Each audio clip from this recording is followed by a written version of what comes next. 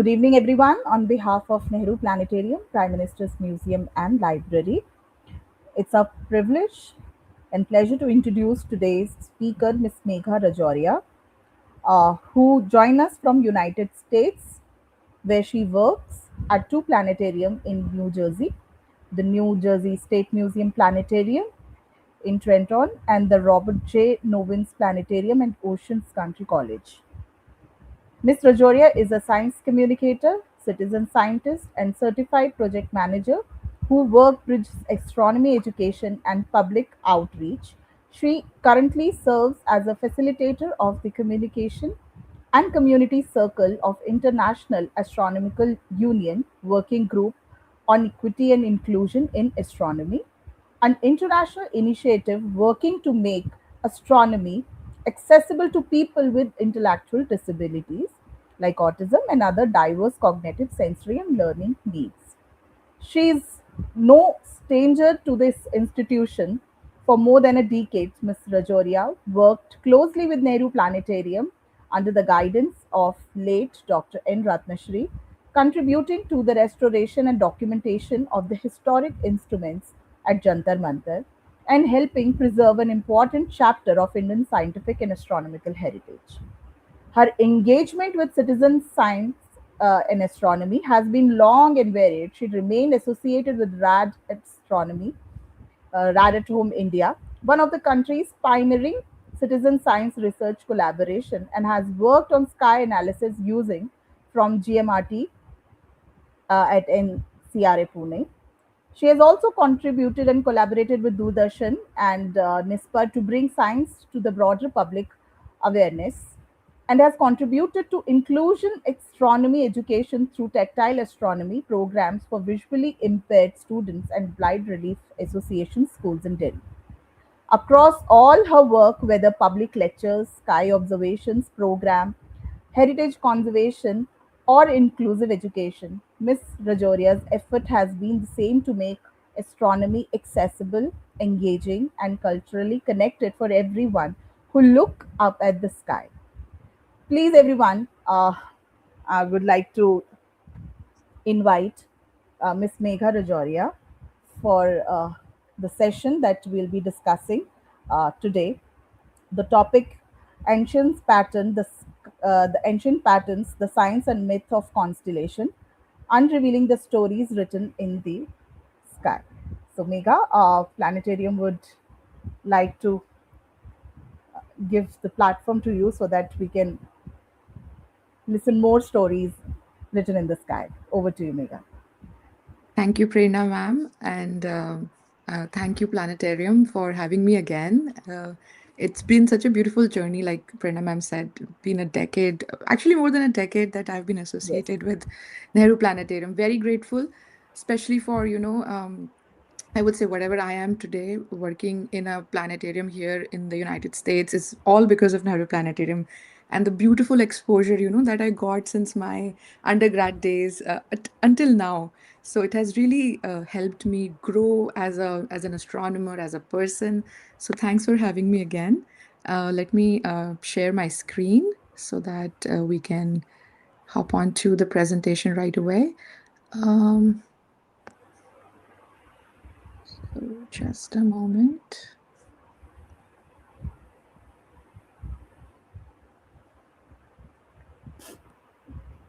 It says that I'm blocked now.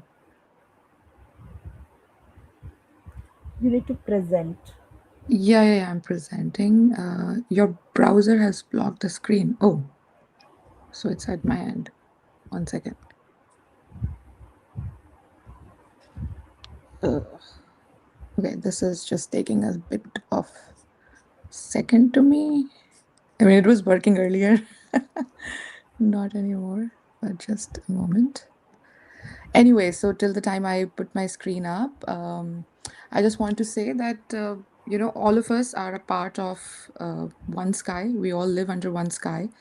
And it's really fascinating, when I was doing this research for this presentation and a few more at other times, I have come across that thousands of years ago, our ancestors from different cultures and different parts of the world were actually seeing the same pattern in the night sky. And it is kind of fascinating because uh, all of them were not connected through any communication system. Like there were no GPS or cell phones or anything that kind of thing that we have today. But all of them were seeing the same kind of constellations, same stars, and they all had the same stories, in fact.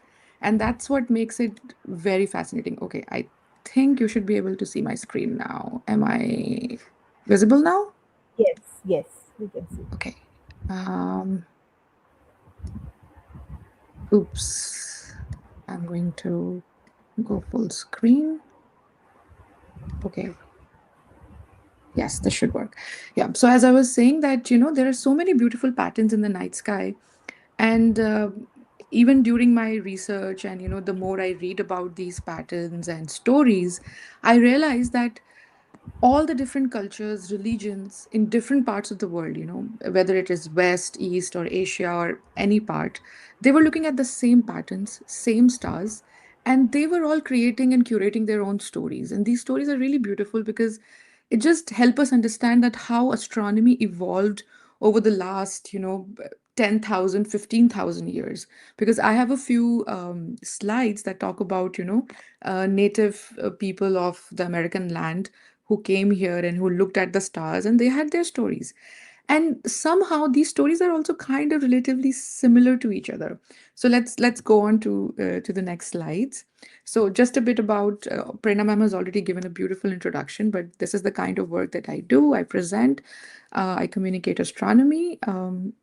Thankfully in different parts of the world now, and that's one of my picture at Jantar Mantar. That was one of my last interactions in India in 2023 when I was talking to a bunch of undergrad and grad students at Jantar Mantar.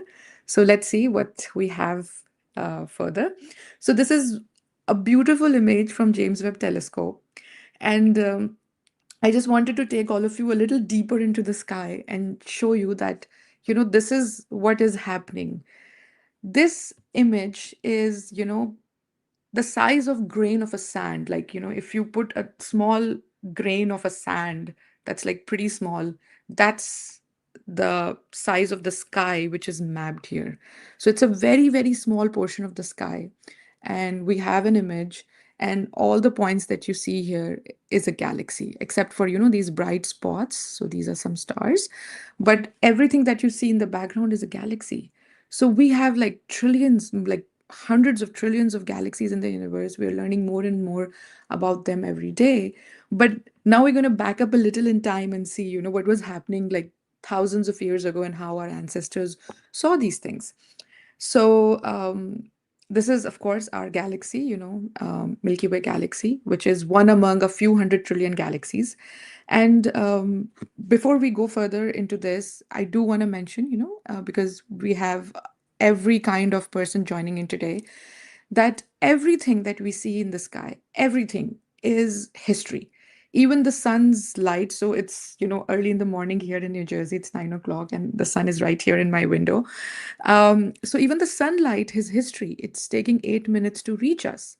So everything that we see in the sky, every star, the light has taken a few light years, millions of light years to reach us.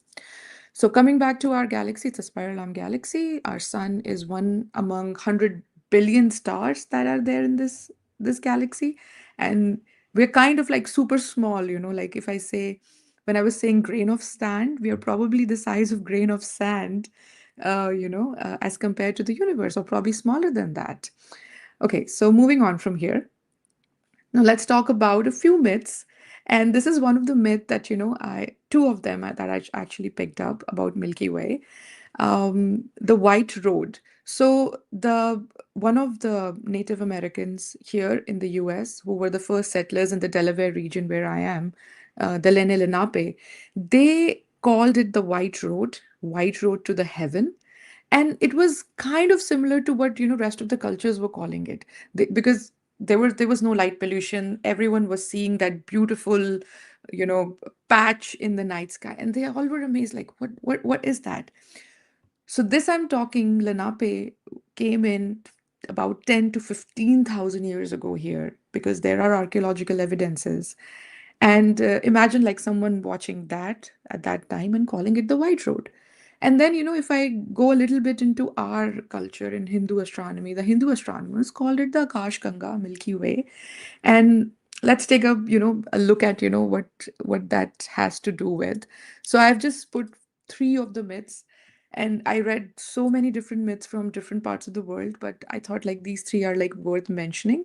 So, for example, the Greeks, called it the Galaxias, and it was compared with the milk of Hera.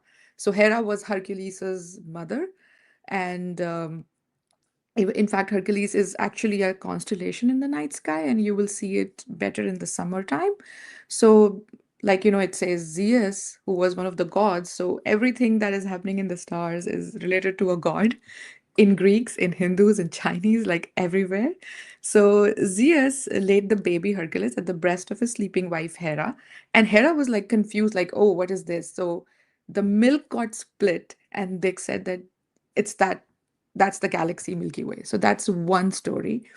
Then another story is, of course, the Akash Ganga, Milky Way story from the Hindu astronomers, that how the king Bhagirath, asked, prayed for the river to come down, and how Lord Shiva took it in his head and made sure that the river is not coming with a lot of vigor, and tried to slow it down until it reaches the planet, the ground. And not just that, there's also this thing that Akash Ganga is also, a road to heaven, because after in Hindu rituals, after someone goes away from this world, the ashes are taken to Ganges, and that's also, how they portrayed it, because they all thought this is some kind of path which is going to the heaven.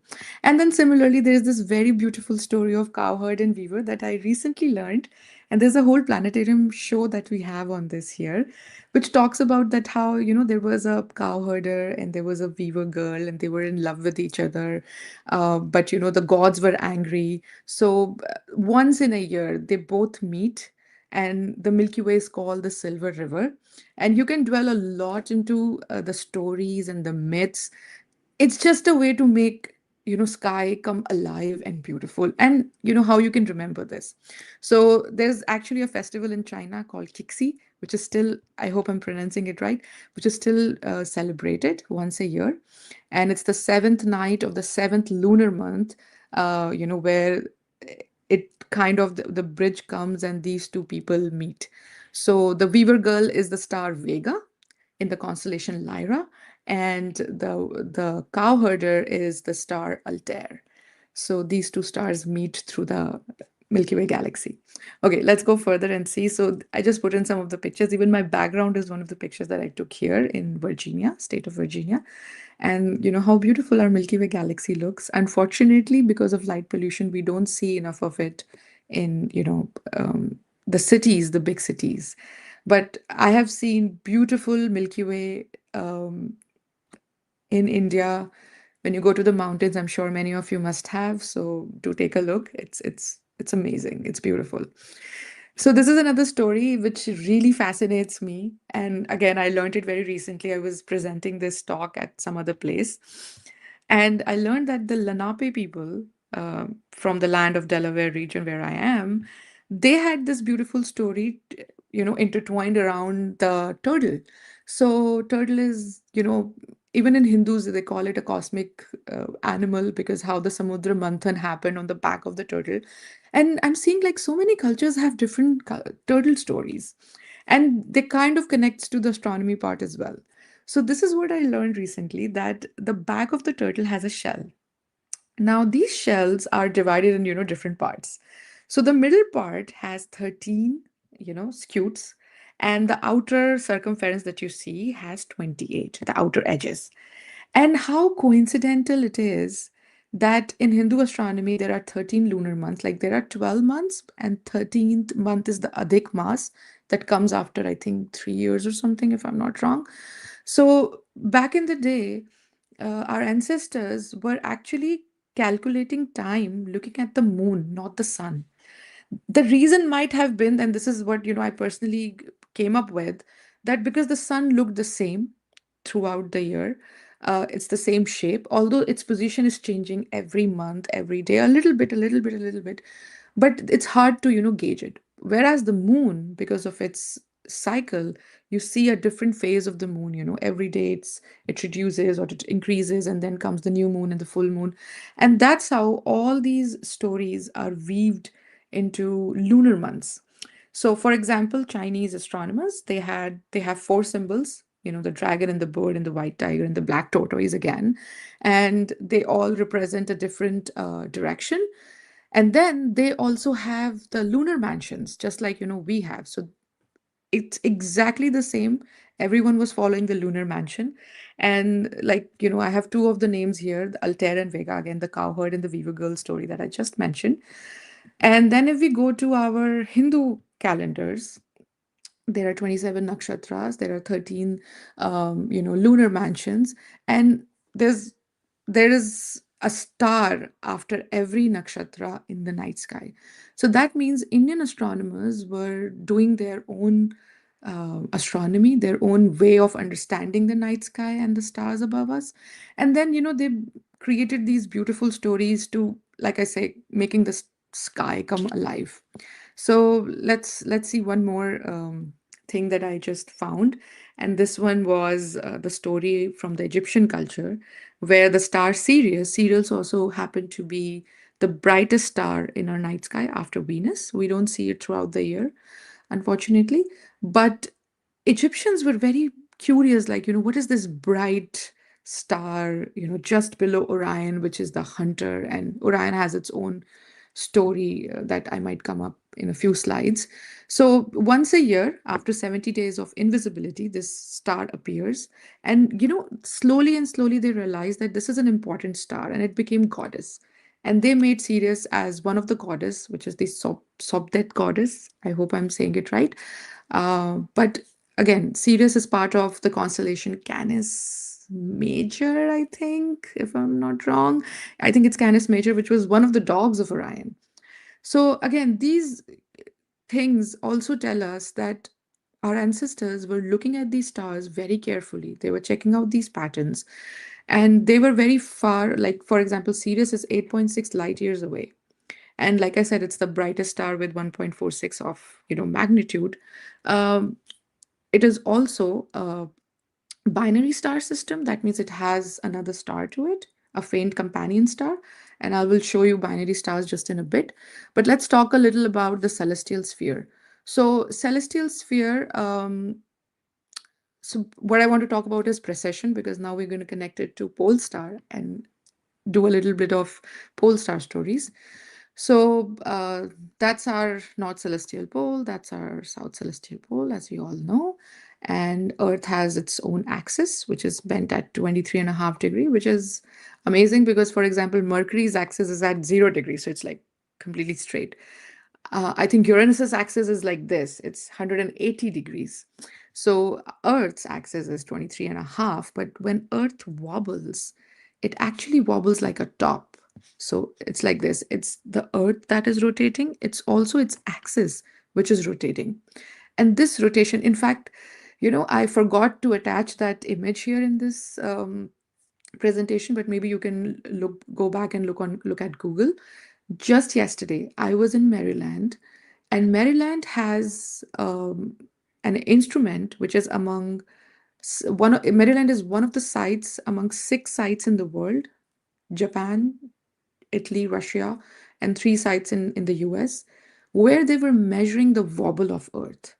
So it's a historic site in Maryland, and you can Google it and see that back in the day, the astronomers and scientists were actually measuring the wobble of Earth and trying to understand more about it. But now we know that Earth wobbles, and when it wobbles, that's the precession of the Earth. And the interesting part is that when this axis goes like this, our pole star changes. So this wobble, this rotation of the axis takes approximately 26,000 years. So when that happens, what happened was, okay, let me just go back a little. So when Earth is rotating on its axis and the axis is rotating, we have a star which is Polaris, which is exactly coinciding the axis of Earth. But About 3000, in 3000 BC, it was Thuban, a star in Draco. So this is one of the, interesting things, that how, so this is our Ursa Minor, and that's Ursa Major, and that's the Big Dipper. And when you join these two stars, Dubby and Merak, you reach the North Star or the Pole Star, which is exactly coinciding the North Pole and the North Star. But back in the day, a few thousand years ago, it was not Polaris, it was Thuban, the star in the constellation of Draco. So that means the pole star changes every few thousand years. So in the next few thousand years, it will actually be Vega, the star in Lyra, the cowherd story and the Weaver girl. See now how we connect the stories to the stars and the science behind it. So it's going to be Vega and Lyra. And so when pyramids were constructed, they at the time Thuban was the star. So they are aligned uh, they are aligned to the star Thuban in the constellation of Draco. But we have other instruments now that I will show you in a bit that are aligned to our current pole star. So Polaris, and we have a few stories about it. The North Star, the famous North Star, is used by sailors, navigators, different people across the world for directions. There was no GPS back in the day, there was no map or anything, but they always saw this one star which is not moving while all the stars are going around it. And when that happens, I have a slide. So this is, one of the pictures from Sneh. And this shows, how beautifully the pole star is right in the middle and the whole sky is revolving around it. That is quite apparent because the sky is not revolving, it's the earth which is rotating around its axis, and that's why it appears like this. If you were in North Pole, or somewhere a little bit higher in the North Pole, you will see the star exactly overhead. Okay, now this one was taken in India, so it's at an eye level still, but where I am right now, I have a different latitude, so I still see it a bit higher in the sky. So, yeah, so the pole star changes every few thousand years, and there are different stories. And one of the stories is, the beautiful story of Dhruv Tara, that how Dhruv was a 5-year-old kid who was not loved much by his stepmother. And that's why he went to the woods, he prayed to the Lord, and Lord Vishnu, blessed him with this he blessed him that you're going to be a star for the rest of the eternity and you will be a guiding star.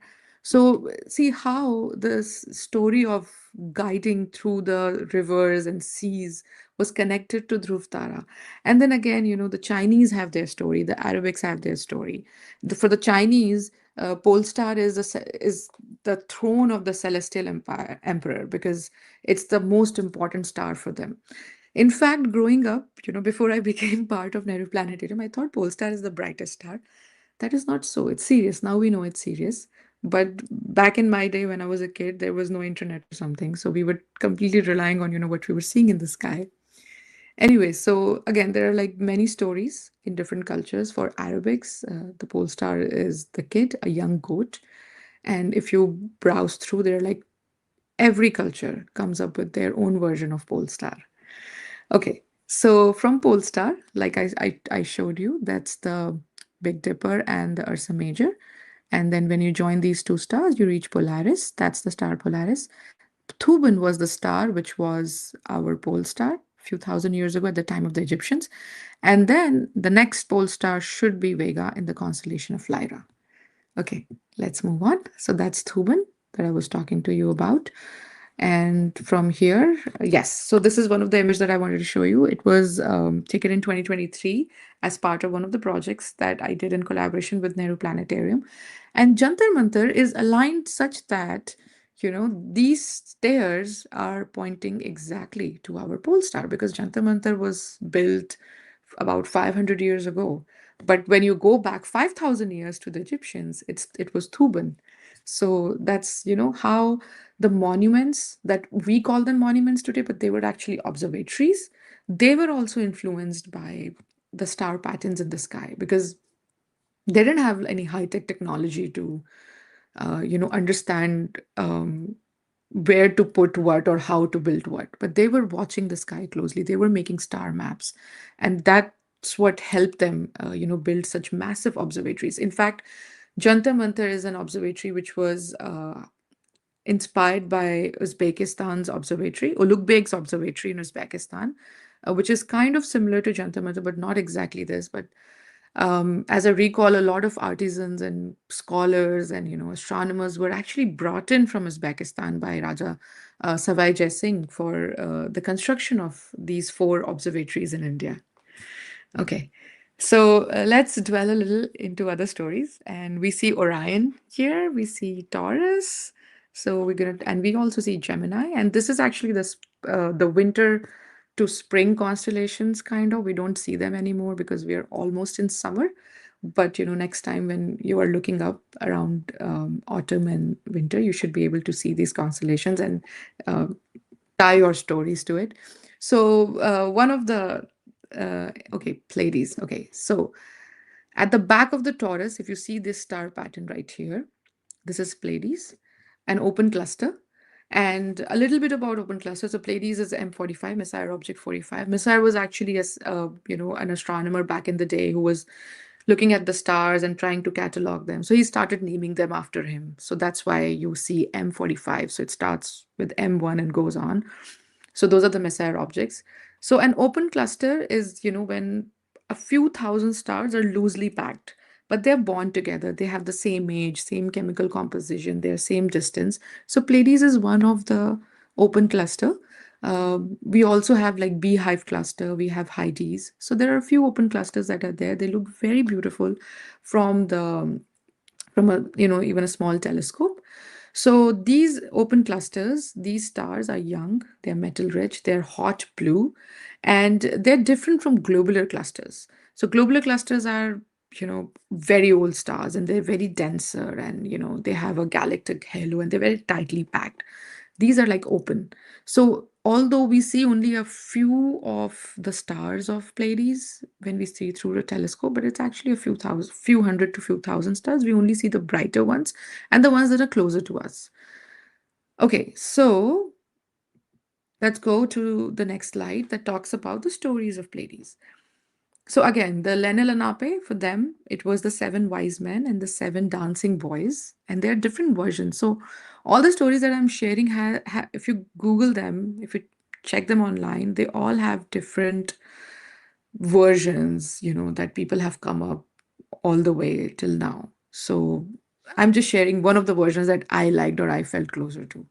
So for the Lenny Lenape, they were the seven dancing boys who used to dance all the time. And, people were really, in the town, people were really upset that they were always dancing and creating a havoc by, so much sound and everything. So they were just placed into the sky so that they can dance and watch everyone from there.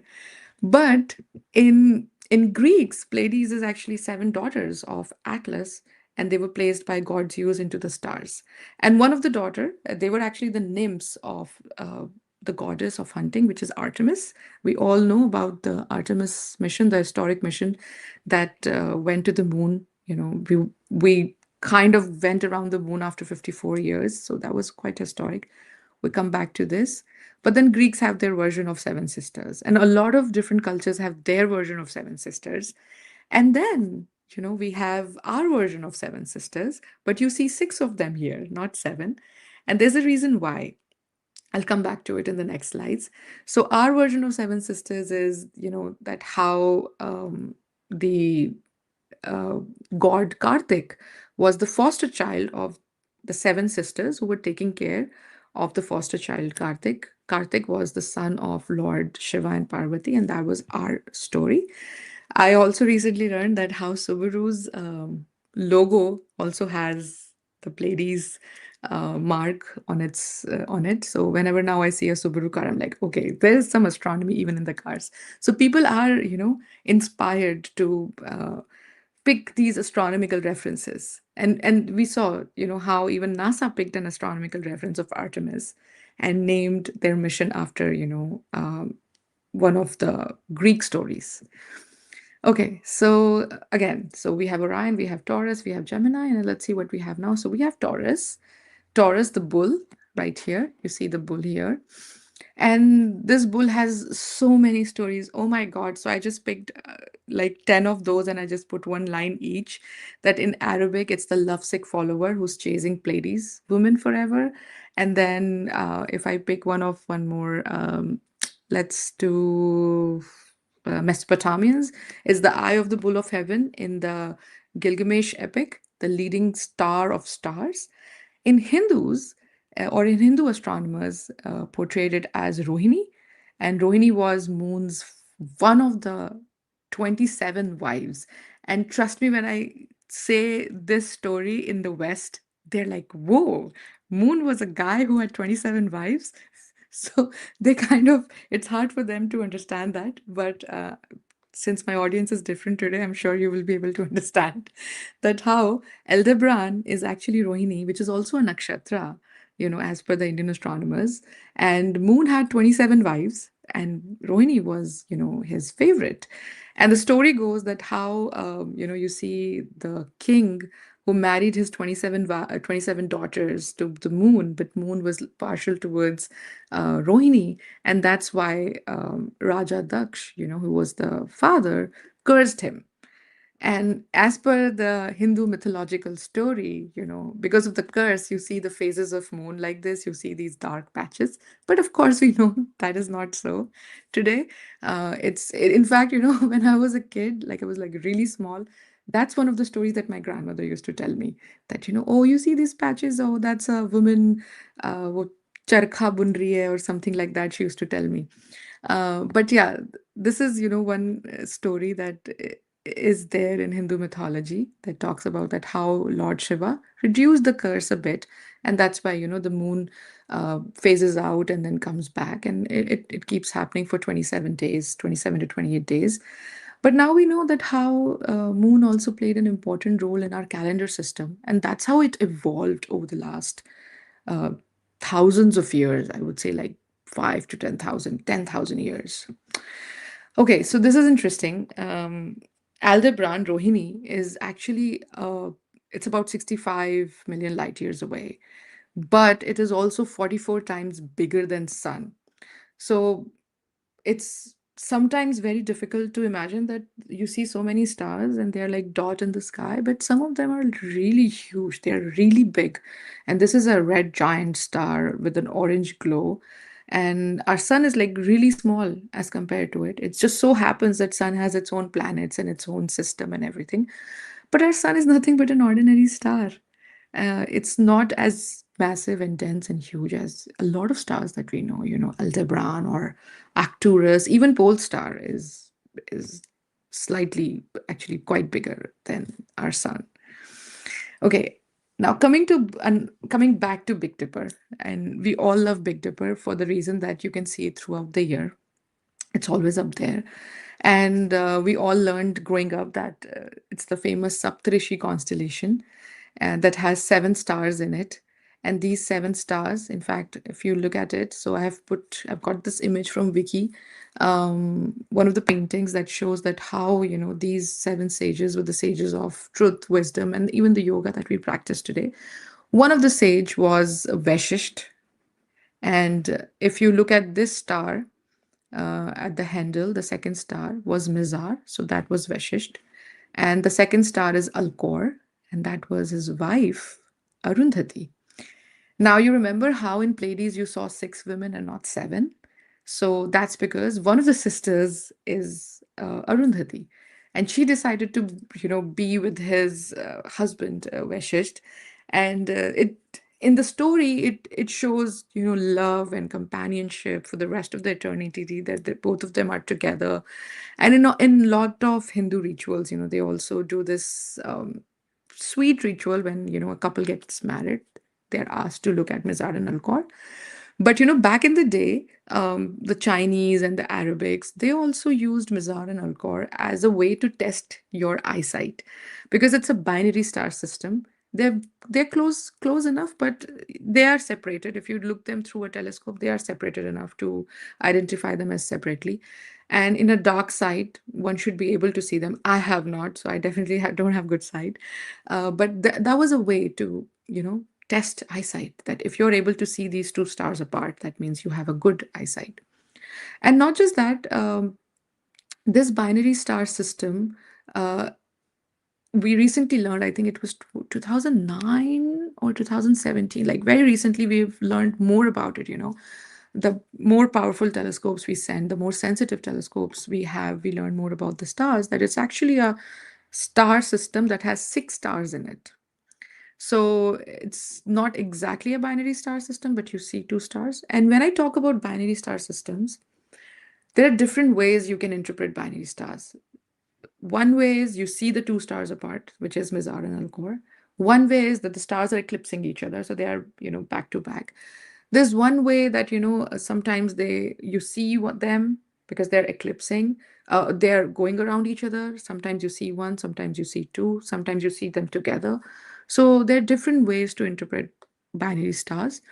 And in fact, most of the stars that you see are actually binary star systems or a few more stars, but they all appear as a point in the night sky because they're far, we have light pollution and all sort of thing.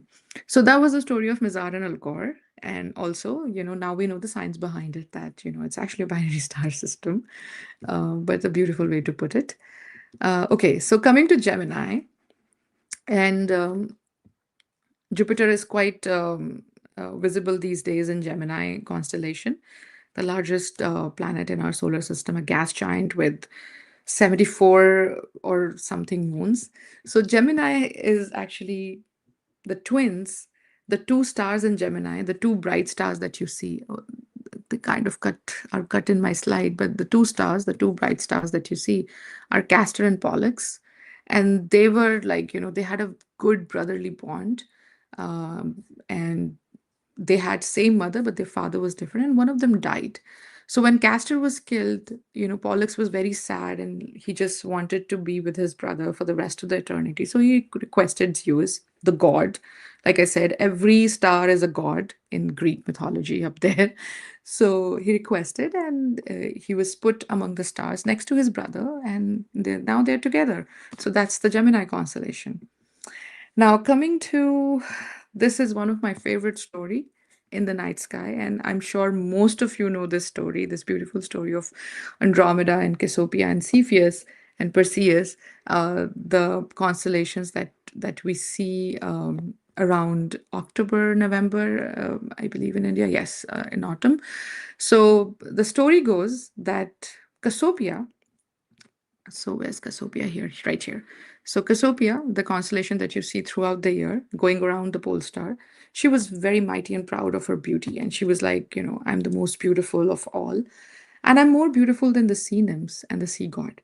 So the sea god Poseidon punished um, Andromeda, like Cassiopeia sacrificed Andromeda because Cassiopeia also said that how Andromeda is also the most beautiful. And Cassiopeia's husband was Cepheus, who's right here in the stars in the Greek story. So, and that's the daughter, Andromeda. So they sacrificed Andromeda, and Andromeda was taken away by the sea monster, Cetus, and tied to a rock in the middle in the sea. So that's Andromeda tied to a rock, and that's the sea monster, Cetus. And there comes, a warrior, a prince who was flying over Ethiopia, and this prince was Perseus, and he was on his quest to kill Medusa. So that's Medusa's head in his hand. And as he was flying, he saw this beautiful lady, who's been abducted by a sea monster. So he decided, of course, I'm going to rescue her. So he used Medusa's eyes, because if Medusa will see something, it will turn into stone. So he used Medusa's eyes, turned the monster into a stone.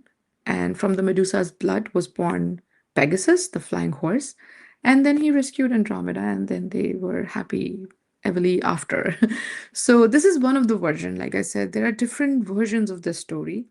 But what's interesting about Andromeda is also a galaxy in the constellation Andromeda, which is the nearest galaxy to us. So M31, Messier Object 31. This is one image from Hubble, and it took 10 years for Hubble to create just this part of Andromeda, and very easily recognizable and spottable object with a telescope. If you are in a very dark area, You can actually see it with naked eye as a faint and fuzzy object in the night sky. So, Andromeda is interesting because the astronomers back in the day were actually seeing it as a faint and fuzzy spot in the night sky. It's a spiral arm galaxy just like our Milky Way galaxy, and it is about 2.5 million light years away. That means it is very close, closer than the rest of the galaxies that we know of. And it has more stars than our Milky Way. I think 400 trillion stars or something, a few trillion stars actually, and Milky Way galaxy has a few 100 billion stars, not trillion. But it is also expected that in about 4.5 billion years, Andromeda and Milky Way will collide and form an elliptical galaxy. So I don't think we have to worry about it right now. It's really, really far. But Andromeda is moving towards us at about 110 kilometers per second. Okay, so from Andromeda, just want to tell you that how different seasons play a very important role when Earth goes around the sun, and the way it goes, we see different parts of the sky and different parts of the year. It also depends that on at which latitude you are. It took me a little bit of time when I came here to the US to adjust to the sky, because all my life I was watching a different sky, and then it changed a tiny bit. So, yes, so you see different parts of the sky in different parts of the year from different parts of the world, but we all kind of see the same sky above us. We all kind of see the same stars. That doesn't change. So, sky belongs to everyone. Okay. One of the last stories of Pisces, the story of Aphrodite and Eros, this beautiful zodiac. So we have 88 constellations, 12 of which are zodiac. And the reason why they are zodiac, because they are, I should have made a slide for it. I should have, but I didn't. But let me explain. So zodiac is, there's a zodiacal belt, and these 12 constellations are important because it's the apparent path of sun and moon. So you always see sun and moon in foreground of these 12 constellations. That's kind of their orbit. That's kind of where we see sun and moon. And that's why these 12 constellations have a special place in our sky, and they're called the zodiac. So Pisces is one of the zodiac, and in the Greek mythology, Aphrodite, who's Venus in Roman mythology, and Eros, who's Cupid in Roman mythology, they transform themselves in a fish to escape the sea monster typhoon. And that's how they always live together. So you see this kind of V constellation in the sky. That V is actually the thread that they have tied each other in their mouths so that they don't get separated. And Cupid, as we all know, is the god of love, who throws a arrow with his bow and makes you fall in love. So that's how beautifully they put the mother and son love also into the stars. Okay, let's go further. Oh yeah, so that's one of the last stories, Orion. There's so much that you can talk about Orion, the belt, the Orion Nebula, and how prominent it is, in the winter sky. You can just see it up right there. It's so big, so huge. So Orion, so that's the goddess of hunting, Artemis, who had a twin brother, and his name was Apollo. So, you know how pretty it is that NASA picked these two names for the most important missions, Apollo mission and Artemis mission, and both of them were twins, the twin brother and sister in the Greek stories. So here's what happened. So that's Orion. So Orion was apparently lover of, in one of the versions of the story, was lover of Artemis, but the brother Apollo was not at all happy about it. So here's what he did. While Orion was swimming far off in the sea, he challenged Artemis that if she could use her bow and arrow and target that something floating in the water, and unknowingly, she didn't know that it was Orion, she killed Orion. And then she was very sad and she was crying. And of course, she killed someone she loved dearly. So she requested um, Zeus, of course, to put Orion into the stars. And then Orion became part of the stars. So that's one part of the story. But there are like several different versions of the Orion story. There's a story of Orion and Scorpio as well, the constellation Scorpius. So I just picked one of them. And then, yes, of course, I wanted to just go back to the moon, that how Artemis and Apollo connects to the moon mission back in the day, Apollo 11, Buzz Aldrin. And then, of course, Chandrayaan 3.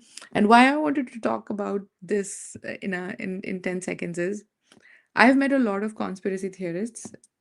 I should not talk about it, but still, I meet a lot of people who say that the moon landing was fake. And I always tell them that why don't you go to ISRO's website or just Google ISRO and look at the images of Chandrayaan 3, the images that Chandrayaan 3 sent that actually shows, the lunar module that's still there on the moon. And we have the pictures, and that verifies that the moon landing did happen.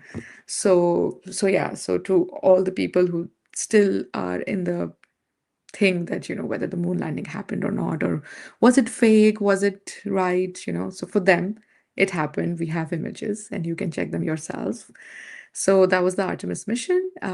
I do want to tell about this accord. You might already know about it, that everything that we do in space is for peaceful exploration. I'm consciously putting this slide because very recently a kid asked me that, what if someone nukes the moon? And, it is bizarre, a kid talking like that. So I explained it, and I want to explain it through this platform, that everything that we're doing in the space, all the missions, explorations, are for peaceful purposes, and we cannot use them for anything bad or violent or, like bombing or something like that. Okay, so yeah, that was the Artemis mission. We all followed it very, you know, closely thanks to social media now. That was not there 54 years ago. Now we know everything about it. And just one last thing about light pollution. So, next time you're changing a light bulb or you are thinking of changing a lamp outside your home, please try and use light bulbs and lamps that are favorable and reduces light pollution. There's a lot of literature, a lot of information online from the International Dark Sky Association, and you can learn so much about light pollution and try and reduce light pollution in your area. Um, Back in 2010 or 11, Dr. Ratnashri used to do this program on light pollution where she used to give us a constellation, whatever is prominent in the night sky, for example, Orion. And she will ask us, like, in your area, how many stars you see inside Orion. So not just the stars of Orion, inside Orion. And we used to do this activity, to understand that how light pollution, when you are in a place like Connaught Place, you won't see much of it. But if you go a little further, maybe a little in the NCR or Haryana, you still see, better stars. So just being mindful of light pollution next time so that we can see stars, so that generations coming after us can see stars, and we keep, revising these beautiful stories. And why everyone looked up, because it was a kind of a calendar. It was a mirror for myth, and it was a compass on the move. It helped us to understand directions. It helped us to keep track of time. It helped us to keep track of days and months and seasons. I haven't touched upon Mayan culture in this presentation, maybe next time, but the Mayans, they were very good at, keeping calendar. They were following not just moon, they were also following planets. Like Venus was a very important planet for them, because that used to tell them at what time they're going to sow corn and at what time they're going to harvest corn. So a lot of festivals are also tied around the planets and the stars and the moon. So maybe something to talk next time. I think this is all the time we have. Thank you so much. I would be happy to take any questions if you have.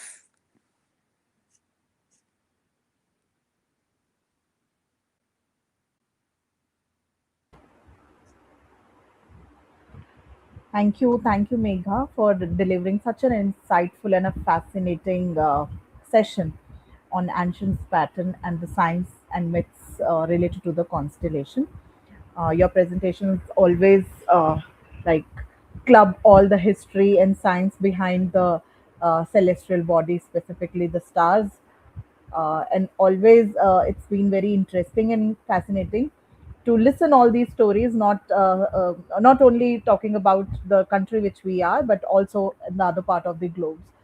It's so beautiful to see and to understand that some way or the other we all get connected with the beautiful stories associated with all the constellations and pattern, and all the civilizations and country are some way or the other talking about the same thing, and Yeah. that's why we have like elaborated in the constellation and pattern which uh, we are talking about.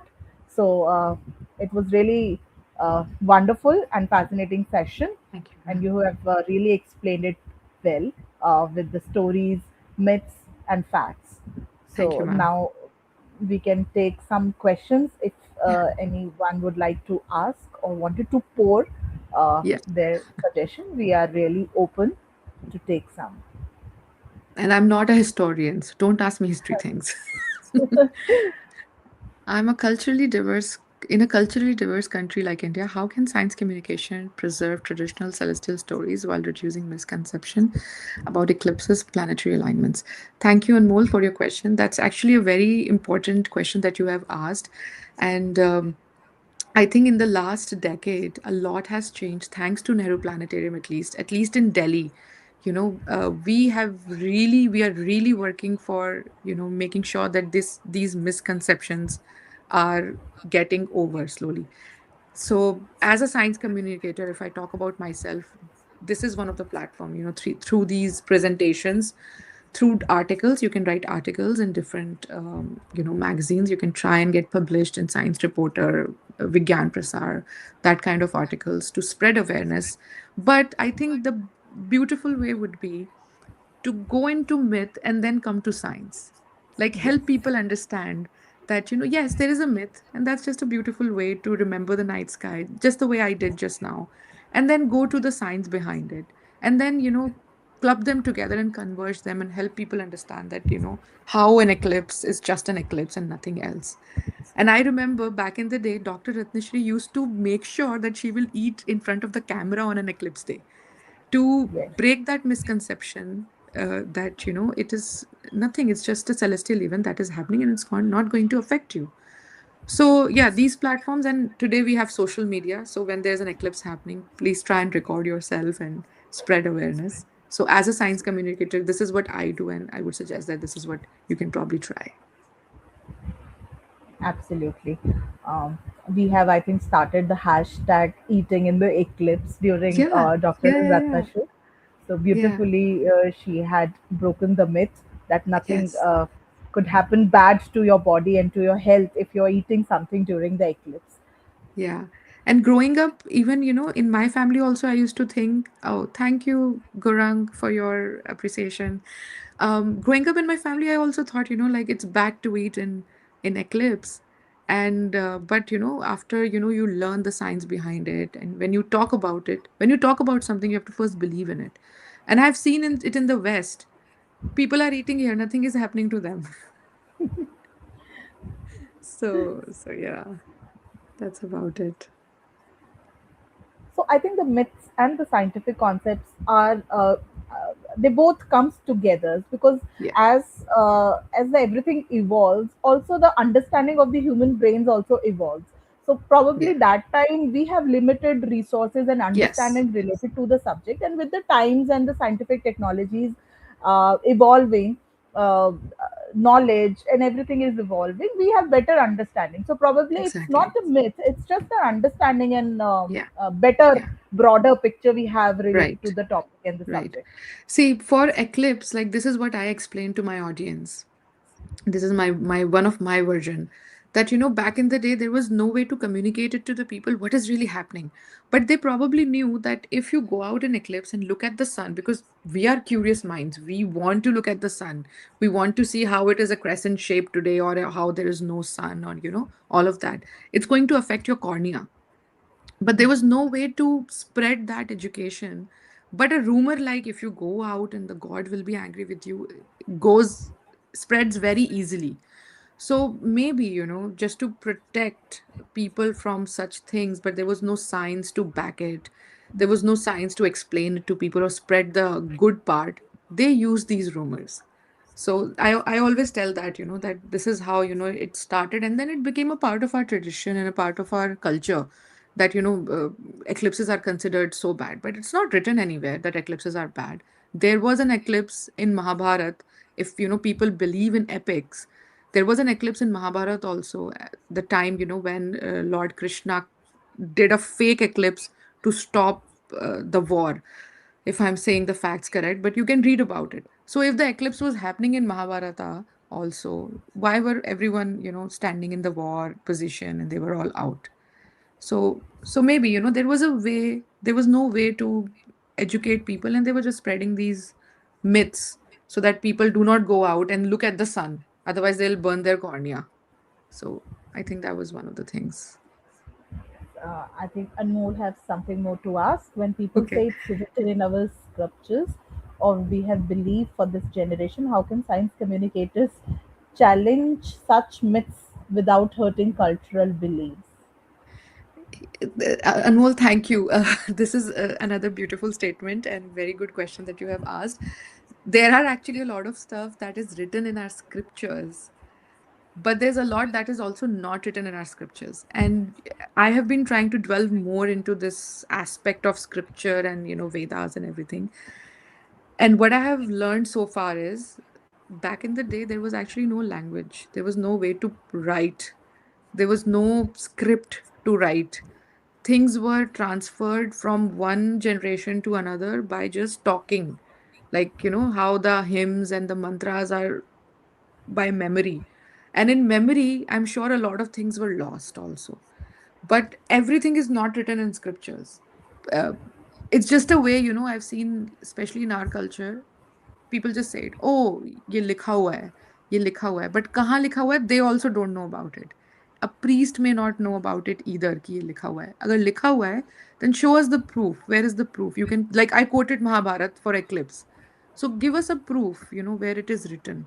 And even if it is written, Hindu religion or Hindu astronomers, they came 5,000 years ago. I talked about Lenape people who came 15,000 years ago, you know. So Hindus are actually very newer, I would say, as compared to a lot of different cultures like Egyptians and Lenapes who were here even before that, and they had their myths and cultures. So even if someone says ye likha hua hai, then I think I just say ki then tell me, give me a reference, and I'll go back and research on it. So that's just one way to put it. I hope I was able to answer. It's a very interesting question though, but Very yeah, interesting and a debatable too, but and as debatable we too. yes, as a Yes. science communicator, I think talking on such subject is the one of the medium which can Yeah. really burst the myths. So people coming Yeah. from across different part of the globes, if they are coming together, platforms such as Nehru Planetarium and probably many other Yes. planetariums, which they can come together and can share and can talk on such topics, Yes. will certainly help in busting the myths and making Right. astronomy more Yeah. accessible and fascinating we without we have we spreading have the wrong myths. astronomers across the world who are photographing sun during an eclipse, and that's how we know so much about sun today. We know about our own star, like we need to know about it. It's important. There are solar flares, there are different kind of things that are happening about its composition. Everything that is happening we have known only because now we have astronomers who are taking pictures and studying this, beautiful star. We have also sent Aditya mission, to understand sun even better. So if we will not do all of these things, we won't even know more about it. So yeah, you can actually load them with a lot of science facts. I think that is the work of science communicator in this Yes. context to spread the beauty of science and astronomy, not the Yeah. myths related to it. I think with Yeah. this, we'll wrap today's session. Thank you everyone for joining. Would like to give the greetings to Megha on behalf of Nehru Planetarium and also personally Dr. Y. Ravikiran, Director Nehru Planetarium, has said that. Thank you, sir. And Thank you. he was watching through YouTube, couldn't come on the studio itself, but he Thank you. has sent greetings to you. So, once again, thanks everyone for joining. And we especially uh, thanks Megha for continuing her association with Nehru Planetarium and her ability to make all these scientific concepts and interesting topics more accessible and easy to understand. Uh, and always saying yes to Nehru Planetarium. I think we really admire and acknowledge that without a delay, she always say yes generously and come to our planetarium and talk on such interesting topic related to space, science, and astronomy. Thank So you, we hope ma'am. this session inspire everyone to continue explore the wonders of the universe and the stories written in the stars. Thank you once again. Thank you once again, Megha. And Thank you, everyone ma'am. have a wonderful evening. Thank you. We'll definitely come with some more interesting topic on Yes, this platform. for Thank you. sure. Thank you so much. Thank you, everyone.